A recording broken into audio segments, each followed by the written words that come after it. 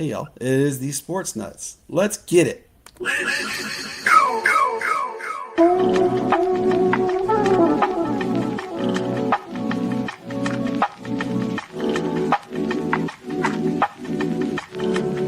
The sports nuts are back.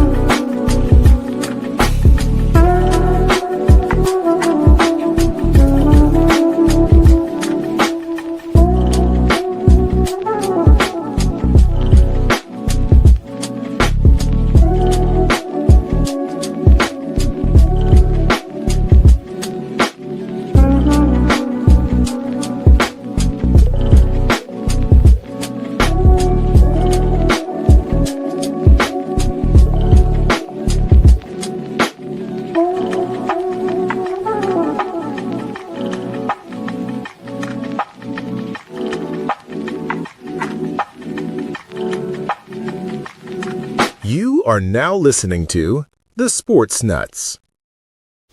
What is going on, my beautiful people? Welcome to a special edition of the Sports Nuts. We have a special treat for you. Mark, man, it's good to see you. Happy Thursday, man. How are you doing? Doing good, man. How are you guys? I'm good, ready to go. It's going to be a lot of fun. This is a special interview. We are going to be talking to a University of South Carolina Gamecock legend. Yes, the man himself, Stephen Garcia.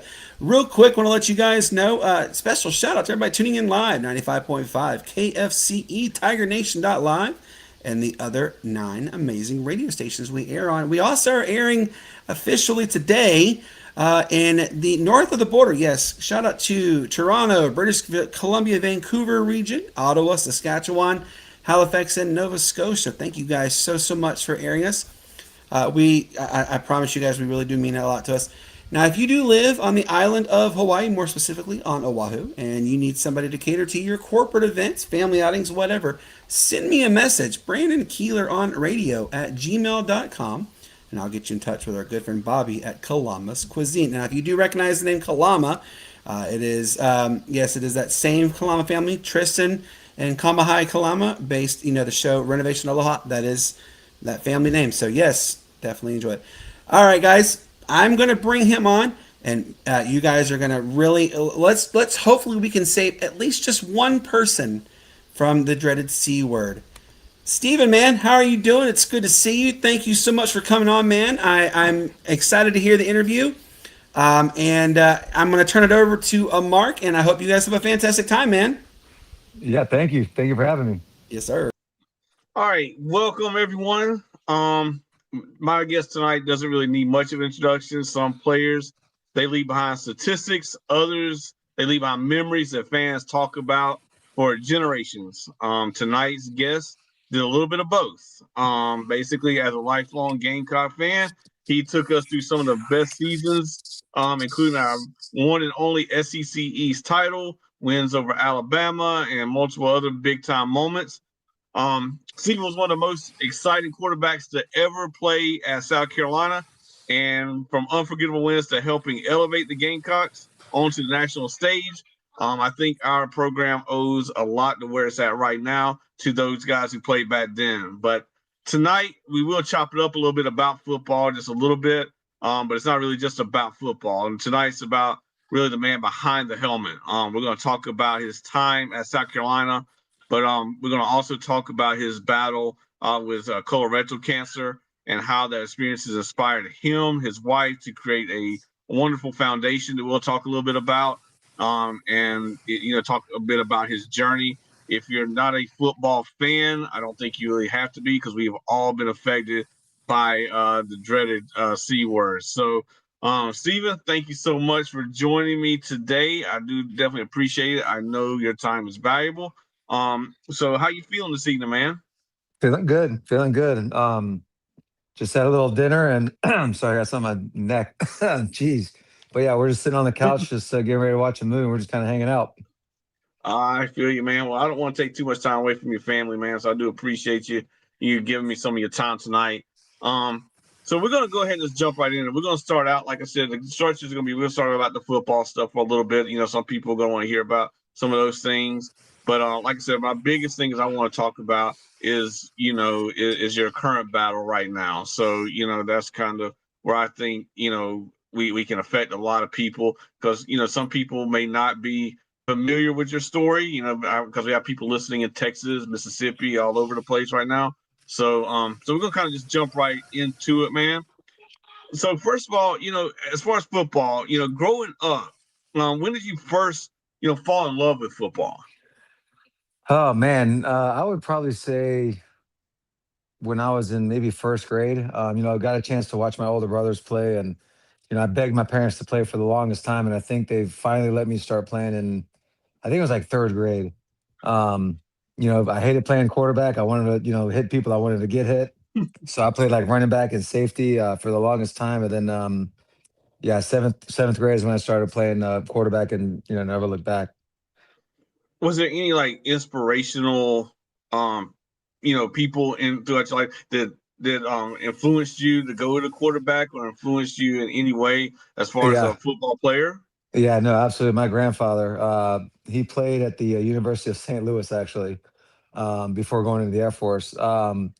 But yeah, we would just be at like family outings or whatever, and I'd always play with my cousins and older brothers, just throwing the football back and forth. And he's like, "Dang, Steven, you need to play quarterback. You don't need to be playing running back and everything else. Start playing quarterback. Start taking it serious." And I, had a great relationship with him, so I was like, you know what, all right, I'll give it hell and see what happens. And I fell in love with it immediately. So when you were being recruited, I believe at the time that you came, you were the top rated recruit to ever come through our school, the University of South Carolina. You were being recruited all over the place. So what exactly made you feel like South Carolina was the right choice out of all the others? Oh man, I mean, I took all my visits, and I loved almost every single place that I went to, with the exception of Gainesville. Was not overly fond of Gainesville. Hate to say that, but I just did not like it. Um, but I think the main thing was Coach Spurrier's, pitch. He's like, you can go to Oklahoma, go to Southern Cal, Notre Dame, go to these other schools that, have a rich tradition of winning and history and all that stuff, or you can come here to South Carolina, where historically we've sucked, and kind of create your own legacy. And I was like, man, that sounds actually pretty cool. And got a chance to talk to a bunch of teammates and recruits, and I mean, we had one of the best recruiting classes of all time over that span of time. Yeah. Now, how is Coach Spurrier on the recruiting trail? Like, what is Coach Spurrier like in the behind the scenes when he's sitting in your living room talking to your family? He's the exact same, the exact same. Uh, he is a smart butt. I'm trying to watch my cursing, so he's a smart butt. Um, but yeah, I mean, he's the exact same, and he was speaking his typical sarcasm, to my dad, and my dad was giving it back to him, and it was very entertaining. But the one thing that was pretty funny, the whole time he's recruiting me, he's like, Steven, keep your beard, keep your long hair. I don't care as long as you play ball. So I graduated high school early. So in January, I go up to school, and the first workout, Coach Spurrier goes, "All right, you're going to shave your beard and cut your hair, right?" And I was like, absolutely not. I am not doing that. And I was wrong. Well, man, I was kind of disappointed when you shaved your beard because I thought maybe we could have the uh, bearded interview here, my friend. But no, we had a guy, Steve Tannehill, who was kind of, the same way. So he had the long hair and stuff like that. So did have the beard, but and he caught a lot of flack about that. Not from Spurrier, of course, but um, so you know as far as your teammates, I know you guys have kept that class from back time have kept a pretty tight bond because I see I'm on your Facebook page and I see a lot of people been supporting you, especially right now, which is really really cool. 20 years later, who are some teammates that really made your experience in South Carolina special?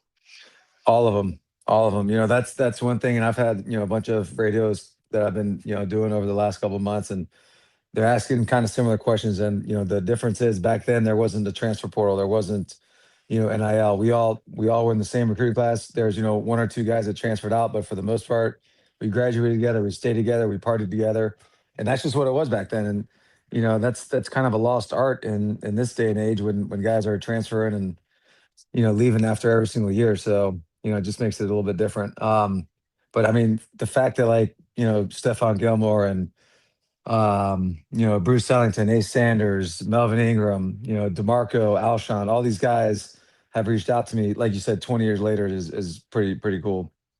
Yeah, yeah, and you did have your your show that you had with Patrick DeMarco for a while. That was you had a lot of good stuff going on there. That was really cool. I used to watch that show quite a bit. So it's really cool seeing you guys 20 years later because, like you said, it's really a lost art right now because people are generally going to attend 2 or 3 schools a lot of times. During the course of their career. But when you look back now, what makes you most proud about your time at University of South Carolina? There was definitely some ups and downs and highs and lows. But I mean, I think just the brotherhood that we had, and that locker room was something I'll never forget.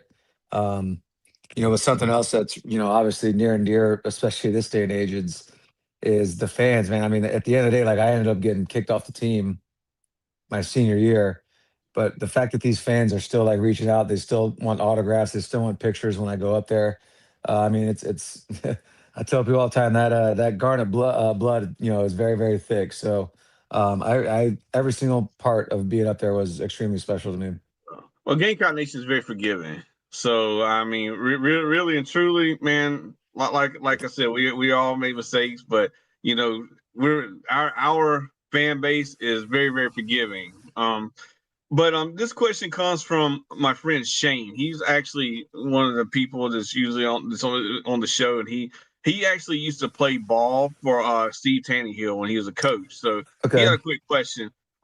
He says, Steven, thanks for sharing your story and experience tonight with the Sports Nuts. You know, he said during your time with the Gamecocks, you drew many comparisons. He said to his former high school football coach, Steve Tannehill, who also unfortunately we did lose too soon with his battle with cancer. Um, he said that Steve was a mullet sporting wild man. He said he was a great coach and mentor. Did you ever receive any comparisons to Steve Tannehill through your time from anybody? All the time. Really? All the time. And I think it was just from the hair. Maybe some of the rebel attitude, but yeah, I mean it was almost every single place I went out, especially in the very beginning. They're Mm-hmm. like, "Oh man, you got the mullet like, Tanner." I was like, "I don't think I'm wearing a mullet, but I could be I was about wrong." to say, I don't think I remember you with a mullet though. No, no, it was not a mullet. How did you handle those comparisons, man? I took it as a compliment. He's one of the Gamecock greats, and on and on off the field. And I thought that was a very good. I thought I took it as a compliment. Yeah, well, I like I said, he was a lot of fun as well. So he brought some great memories. Like you say, he's one of the Gamecock greats. Now, you gave us some incredible memories, about life. Eventually, you were handed a rough challenge. Now, your greatness on the football field was fantastic. But I think right now your legacy could be defined by the second half right now, and what you're doing right now with inspiring so many people. I see people all the time in the comments on your Facebook pages and stuff like that who you inspire to go get colonoscopies or to go get checked out, including myself. I told you when I messaged you about this interview, you Yep. inspired me to go get my first colonoscopy at 46 years old. So, you know, I, and I think you've done that with a lot of people. But can you take us back to the day that you received your diagnosis? What were some of the signs and things that brought you to the doctor? Because like you said, you're a healthy athlete. We always, as men, don't we ignore a lot of things. So what? Take us back to that day. What brought you there? And then in receiving that diagnosis, what was actually going through your mind at the time?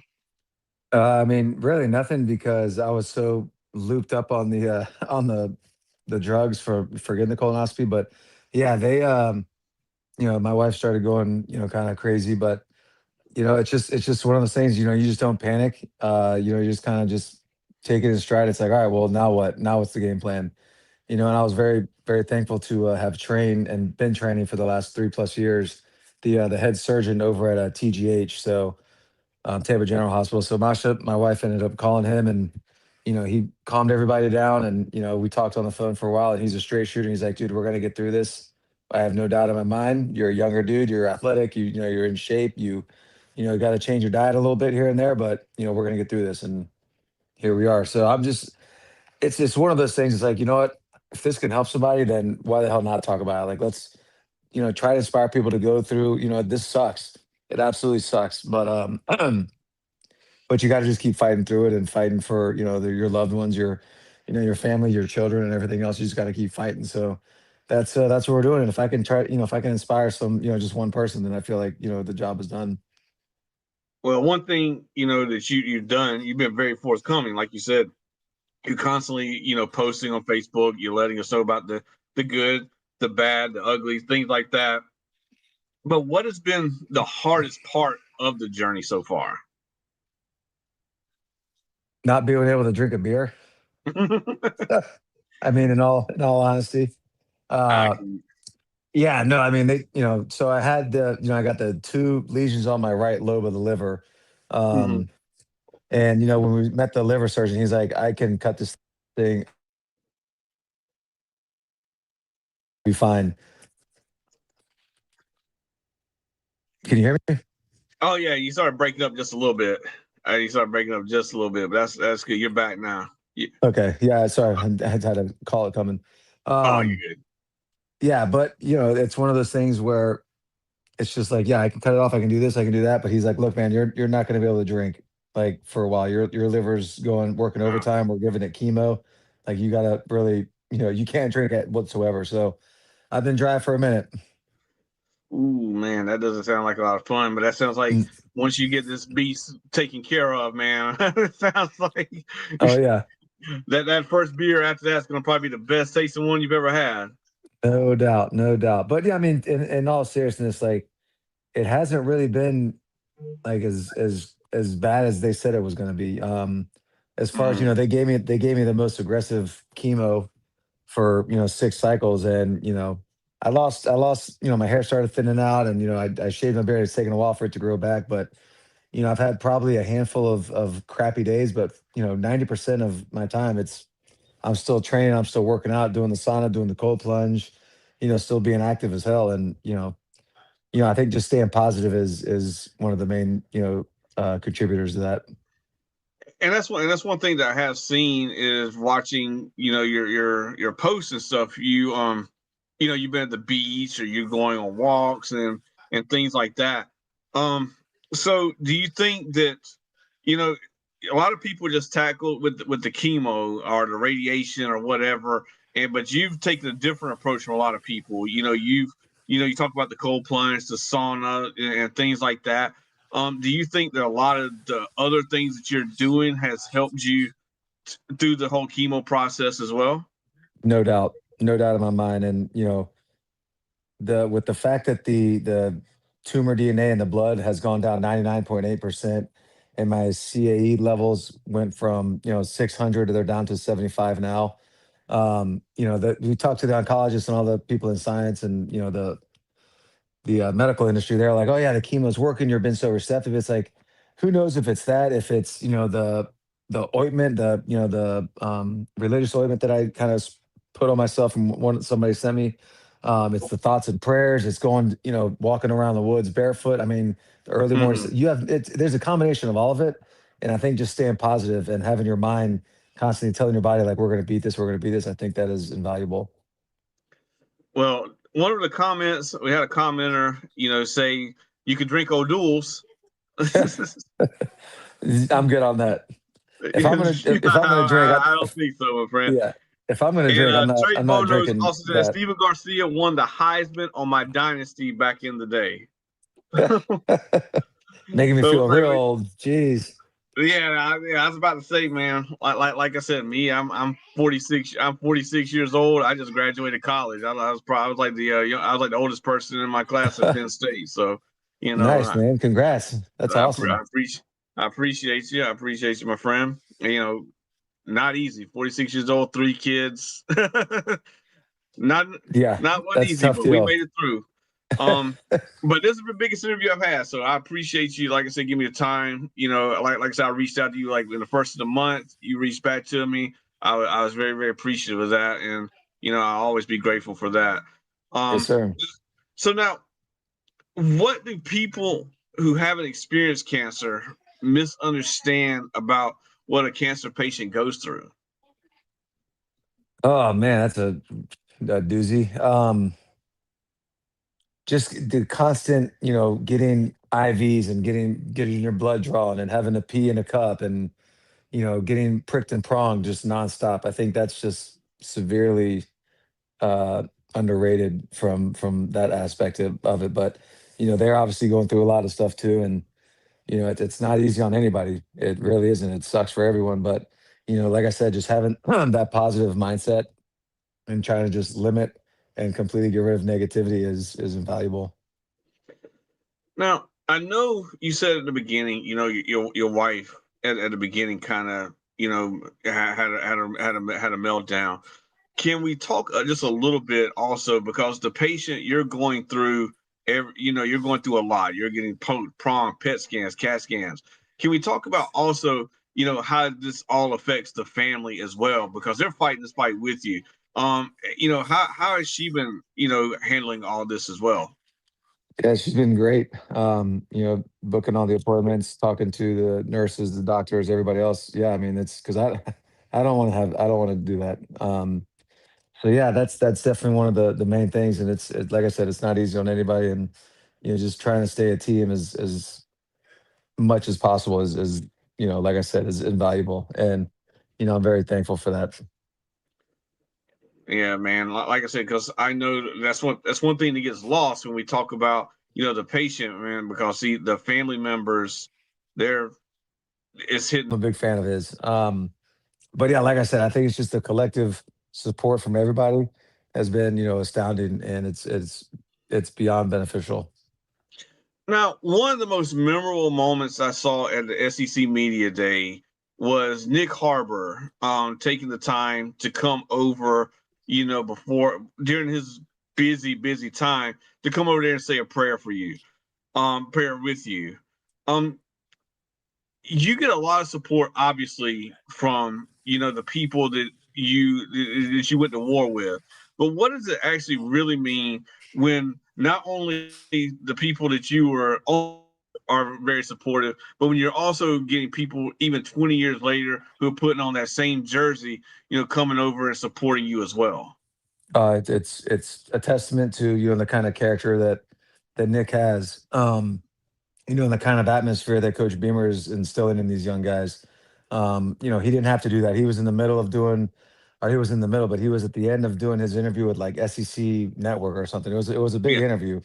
And the fact that he kind of shooed people away and kind of just came over and embraced, and like I said, he gave it felt like a freaking 15-minute hug and prayer. And I mean, that's the fact that he took his time to do that and kind of shoot everybody away was, speaks volumes. And I'm a huge fan of that kid. I have been since he's been enrolled in the school. And like I told him, and I'm pulling for you. I know you're going to do great things. Whether that's in football or life in general. and yeah, that's one thing. If anybody wants to say anything about Shane Beamer, the culture that team has right Yeah. now is next to none. There's really not a better person, I think that to really play for outside of the guy that we have now as well. So I think that's I really really agree. really cool. Yep. No, I agree with you 100%. Now, what I want to talk about now is a little bit about your foundation. Tell everybody, tell us a little bit about the foundation. How did this idea first come together? Yeah, so obviously one of the first person I told was, outside of my family was a buddy of mine whose son was the first kid I ever trained. He was a big attorney down here in Tampa, and just remained friends to this day. and kind of broke the news, and he's like, you should do something with this. And so he came up with the quarterback your health slogan. He ended up getting it trademarked. He got the website finalized, and applied for the 501(c)(3). And the fact that we're able to do that, and we have our first event on August 21st down here in Tampa. I mean, we got some stuff that's already, it's insane, the amount of support from not only local companies but companies in South Carolina and Texas and all over the country that are like, we're interested in this. We're going to help sponsor, and the fact that we're going to be able to really help people with this whole foundation is something I'm super excited about. Yeah, we're definitely gonna talk a little bit about the fundraiser also, because you got like some, some big names and some, some big things coming on with that. We're definitely is on my list to talk about. What is the actual mission for the foundation? Like, what do you plan to accomplish through this? So I don't know if a lot of people know this, but to get a colonoscopy, insurance will not cover it if you are younger than 45 years old. So, I've had millions, not millions, but a ton of people that I know personally and people that have just messaged me randomly, and they've said basically, I'm trying to get a colonoscopy. You inspired me to get that done. My insurance will not cover it. I don't have an extra 5 or 6 thousand bucks to get this thing done. And I was like, that's what we're doing. So created that the foundation, the Quarterback Your Health nonprofit, and we're gonna do that. We're gonna help women get mammograms, Pap smears, whatever they got to get done, and basically just kind of fill in the blank when insurance won't help out. So that's the mission, and depending on how big this gets, I mean, maybe be able to help people with their treatments. It's because it's not a cheap thing. The infusions are not cheap whatsoever. So Right. yeah, just really using this time to make you know chicken salad out of chicken crap is what we're trying to do, and there's a silver lining in everything, and we're using this to as it. So I don't think a lot of people are aware. So with the colonoscopies, um, is it basically you not able to get it as a preventative measure, but if the doctor sees that you have the symptoms that you need a colonoscopy, does it cover it then, or it just doesn't cover it at all? No, you're right. So it's you got to have either some sort of precondition, um, or you're showing the symptoms for it for insurance to get kind of covered. You can't just walk in and say, hey, I need to get this done, and there's they see your birth and say, yeah, you're too young. We're not covering this. Is basically this the from what I'm understanding, and what I've been told. So it's mind boggling. Yeah, especially right now because you see and yours isn't the first case. Yours may be Yeah, one of the more high profile, younger cases, but this has actually been a lot of things. If you've looked at the news and stuff, they discovered that people are getting diagnosed with colorectal cancer, at much, much younger ages. Because I remember back in the day, it used to be 50 years old, I believe, before they recommended your first, and now they moved it down to like 45 now. yep, So yep, and it's I think that what you're doing right now is going to help save a lot of people's lives in the future through this, because once again, it's about prevention and not about always, we don't want to tackle this stuff too late. right, um right. so where do you hope the foundation is 5 years from now? Like, what is your 5-year plan for this? Oh man, I have no idea. I don't know what my 5 month plan is. This whole thing has moved. It's moved so fast. I do have a board of directors, so just hopefully kind of lean on them. Two of them have been on boards of nonprofits before, so they kind of understand the whole process of it. Um, they're just kind of letting me get my feet wet on this first one and trying to help run it a little bit, but it's a lot of work, man. But I'm excited to see where it can go and how many people it can actually help. And I'm really excited for you. I think once again, this is a good thing that a lot of people don't realize. That's why I really want to do this interview, because there's a lot of people who may not follow football. They may not know Steven Garcia, who may need to hear, your message of how you're tackling it, what you're doing for the future to help make sure that other people don't have to go through what you're going through. Um, you mentioned your fundraiser, August 21st. I think you're going to have some John Gruden, I think, supposed to be there. Coach Spurrier. You got some doctors and things, so you got a lot going on. Tell everyone who's listening right now what they can expect from that event. Yeah, like you said, we're gonna have Coach Spurrier and some doctors and working on getting Gruden. He's kind of hard to not to tie down. Some former teammates of mine, some former Buccaneers players. Um, just kind of give a little speech and try to educate people is kind of like the main plan with this first fundraiser. And if we can educate the people, we should have a nice little videography deal going on to kind of help push it even further on social media. um but yeah, just if we can help kind of get people to go see the doctor and not be so hard-headed and not think that they're Superman, like like kind of like what I was doing, and just take advice and just go see and get checked out. That's kind of the whole message behind this deal. Now, are you going to have like? I thought I read, maybe I'm wrong, that you will have like a silent auction and things. Yep. Is there a way? Because you're in Tampa, you got a lot of fans in South Carolina, you got people that are watching. How can they go if they can't make it to Tampa but still want to participate? Is there going to be like a live stream or anything that we can, participate in the event? We are working on that. I prefer that. So that's what we're going to try to figure out and see what we can do. But I believe that's what we're working on right now and should get that figured out. Awesome, awesome. So, right quick. So, can you want to tell everybody, your website, how they can find it, how they can donate, and things like that, right quick? Yeah. The website is quarterbackyourhealth, all one word, .org, not .com. Quarterbackyourhealth.org. Yeah, then it's very self-explanatory. The website was done, very well. It's very clean, it's very easy to navigate. There's donation, there's sponsorships, there's all sorts of stuff and ways to get that done. So yeah, visit that and check it out. And yeah, the anything counts, anything helps.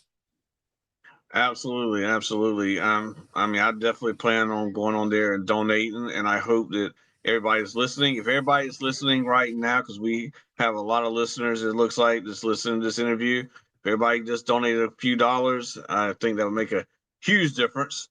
Um, Now, looking ahead, what most excites you right now about the future? Oh, um, the fact that there is going to be a future, I mean, is probably the most exciting thing. We're responding and everything has gone, above and beyond the way that the surgeons have been anticipating it. So, it's a long road ahead. But the fact that there's a light at the end of the tunnel is very, exciting. So, when people hear the name Steven Garcia years from now, what would you hope that you're remembered most for? Oh, geez. That's a great question. I mean, the thing is that I'll probably be remembered as the guy that got tackled by the ref in the LSU game.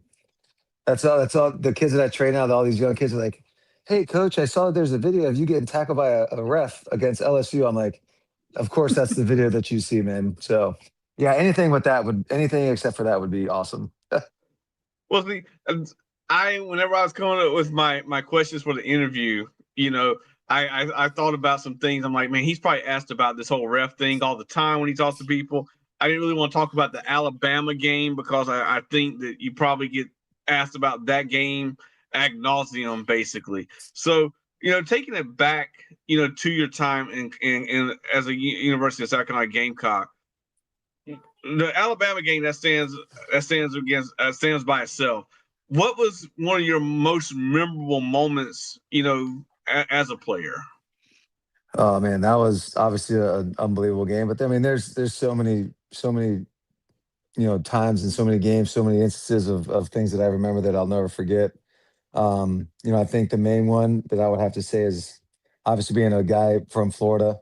Have a bunch of family that's been Florida Gators. I think my favorite one is beating Florida down there in the swamp. Kind of shutting all those fans up was probably my favorite out of everything.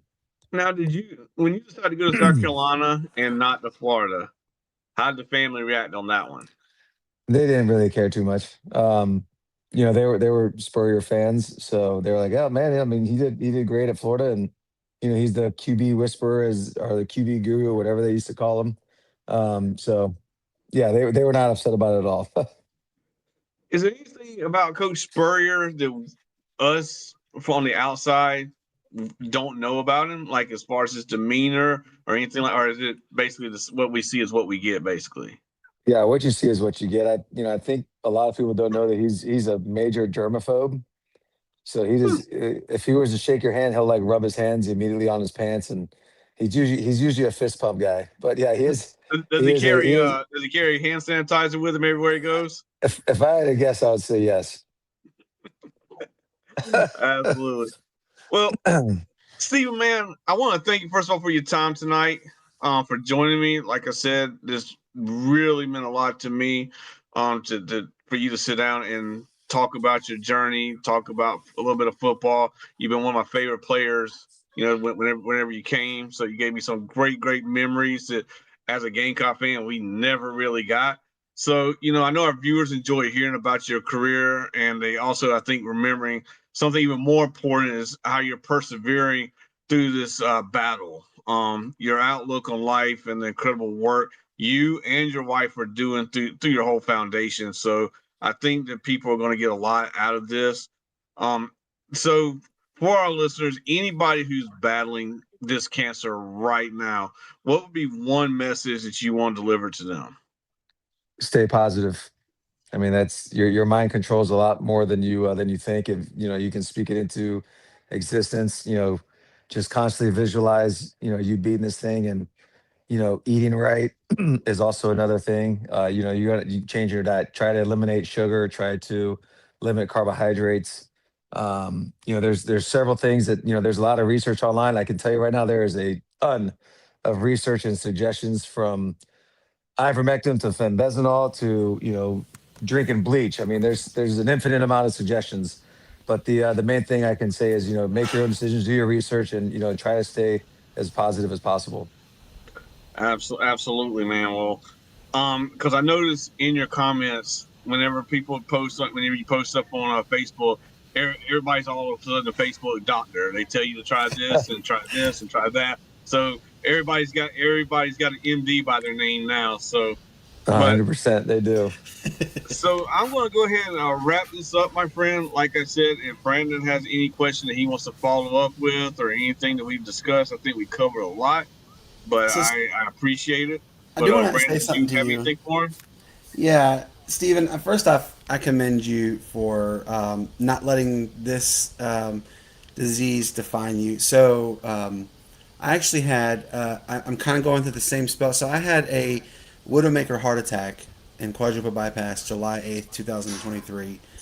I'm permanently disabled from that. And I love how you said to stay positive and to continue to believe that believe it into an existence. And for people who don't understand the mental aspect of these types of illnesses, what advice could you give to somebody who is struggling with their mental health, of the why me attitude? What would you tell them? Man, that's a great question. And I've talked to a couple people that were close friends of mine's family or something, like, hey man, this guy respects you, and obviously what you're going through, staying positive. Can you please talk to him? And I I'm I don't want to be a guy that's trying to like tell you how to live and everything else. Like, hey man, like you're being why me, why, like that's it's not beneficial. And it's hard to tell somebody that without them getting so super offended, super pissed off. Um, but that's sometimes that's what you got to hear. You got to hear what you don't want to hear, and maybe that's the kind of the kick in the rear end to get people off their rear end. So yeah, I mean it's a tough situation, but like I said, you just got to do it. It's your if you didn't care, then you wouldn't say anything. But if you care, I think it's important that you tell people. But there's definitely a tone that you can use to kind of tell people. I absolutely appreciate that. You know, people who go through this all the time. My father-in-law, who unfortunately passed away in 2022 with multiple myeloma, he stayed very positive for a very long time. He fought a heck of a battle, and I'm along with myself and everybody who is watching and listening right now. You've gained a massive amount of fans because you're coming out and you're talking about this. This is, the old cliche was it was very taboo to talk about cancer, very taboo to talk about any type of health. And the old stereotype for men is men are supposed to be quiet, rub some dirt on it, and get over that kind of thing. And I I love what you're doing. That you're coming out and you're telling people, hey, get screened. Don't be a stubborn mule like most men are. And if something feels raw off, get checked. And I tell people all the time, with my heart, heart, your body is your smartest tool in the world, and people don't realize that there are a lot of signs your body is telling you something is up, and people don't want to listen to it. And before we let you, can you tell anybody, just give some people a like words of wisdom, if you could? I mean, it's like I said, there's no shortage of suggestions and everything else, but all I can think about is going back to just staying positive. I mean, if I said that once, I've said it a million times. But your brain controls a lot more than you give it credit for, and the fact that if you can just find something positive every single day. I think one of my favorite lines of anything that I've heard is a book that I've read, and it's like the only easy, or there's I forgot what the name of the book is. Anyways, it was like, how do you eat an elephant? And it's one day at a time. So you just take one step at a time, focus on the positive stuff, and go from there, and let the rest take care of itself. But if you're down in the dumps, you're gonna fade away pretty quick. Amen to that one. Well, Stephen, man, we So see, the appreciate last you. but not least, man, what I'd like to do is for the people that are not, you know, following you right now and being able to see all the things that we see. Where can people go to find you so they can continue to follow your journey from here? Uh, 3-year-old's going crazy right now. Um, Mine's but upstairs screaming. yeah, but Instagram, I think my handle's like at Steven Garcia _5. Twitter is at Steven Garcia, Steven with the PH. Facebook, same thing, Steven Garcia 5. Yeah, and that's it, man. Well, I'm going to tell you, Stephen, we appreciate you 100%. And I would love for us to have a follow up interview with you later on in maybe early 27 if you're down for that. Yeah, absolutely. No, we'll definitely get on the books. I really do appreciate you.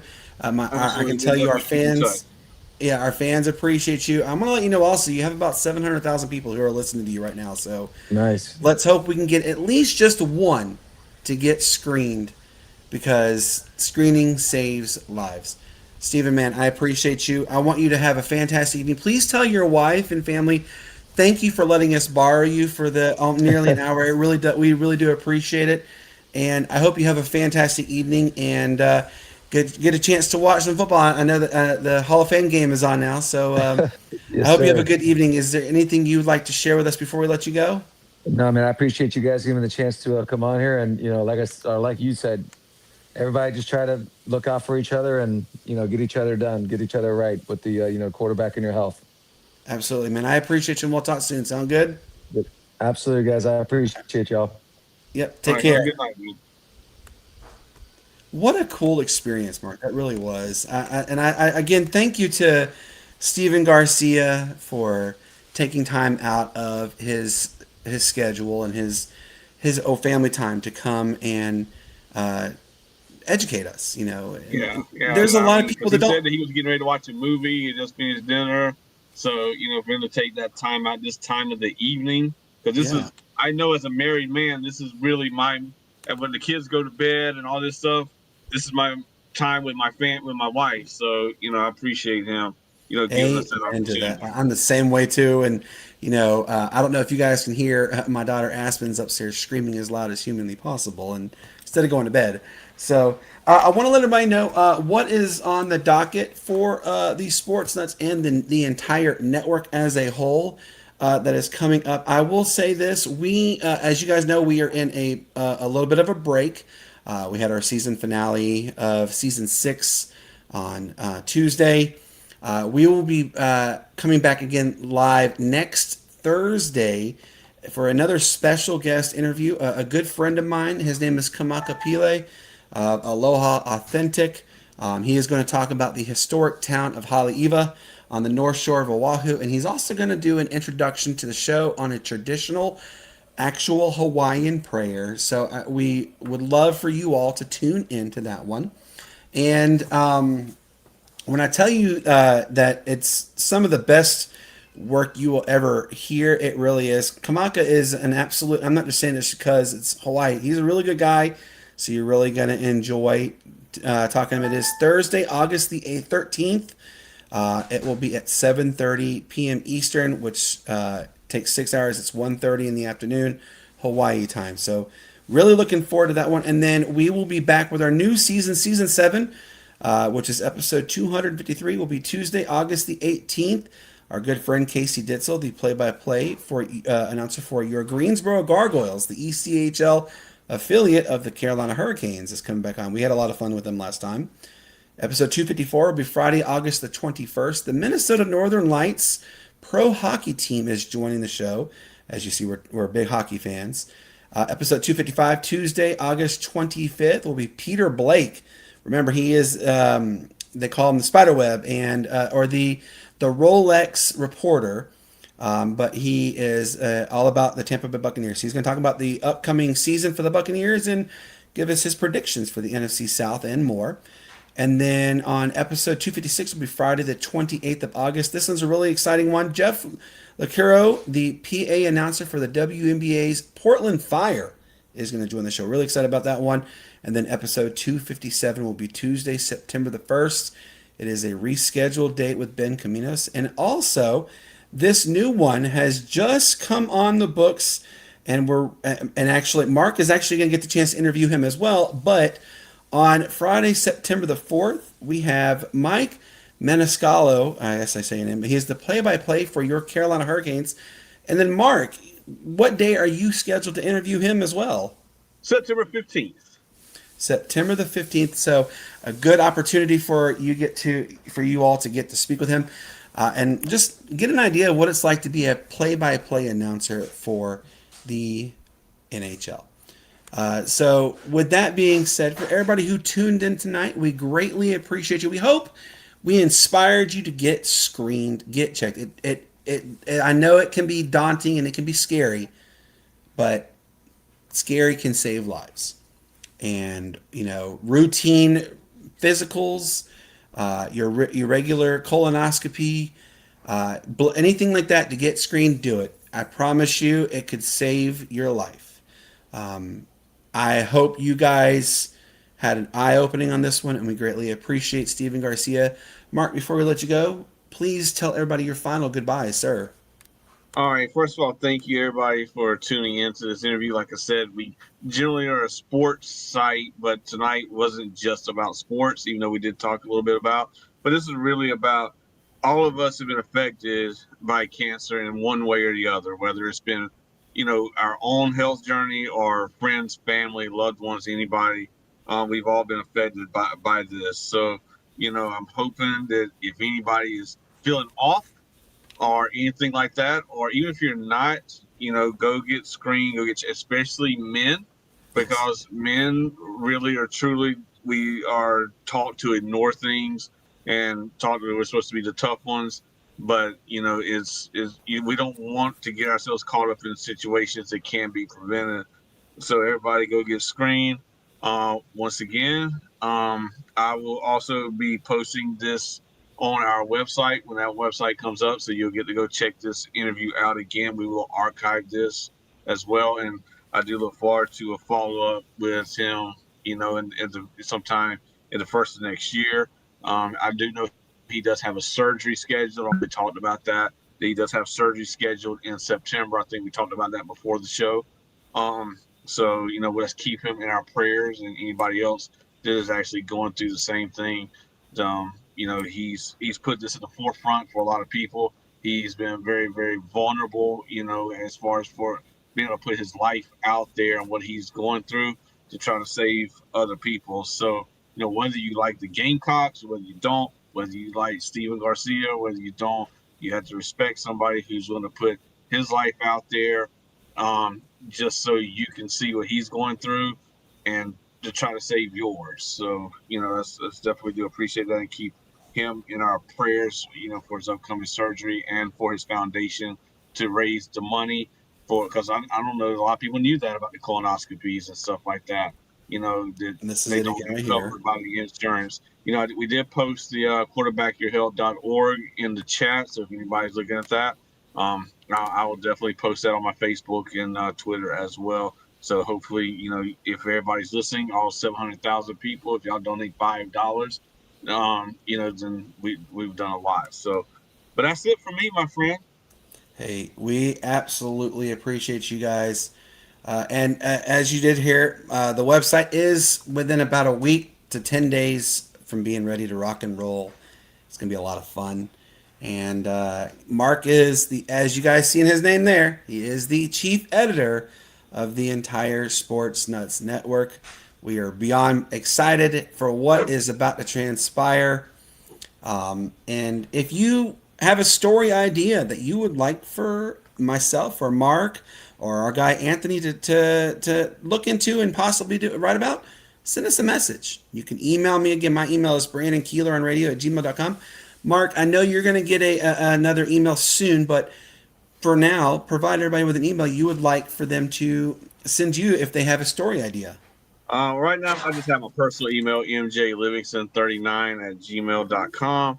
But also, DM me on Facebook, or you can DM me on Twitter. It's a GSM_SoCon. So that's my Twitter handle. So, all right, Yeah. my friend. Well, I'm going to call this a night because I am hungry. Um, and so yeah. As So we always tell you guys, peace up, A-Town down, why it's the greatest sports there was. You guys have a fantastic evening. We will see you again next Thursday as we interview Kamaka Pile. Until then, you guys enjoy this great outro that our good friend Matt Thomas did create. Now, remember, season 7 is going to be better, but enjoy this great outro, and as always, goodbye.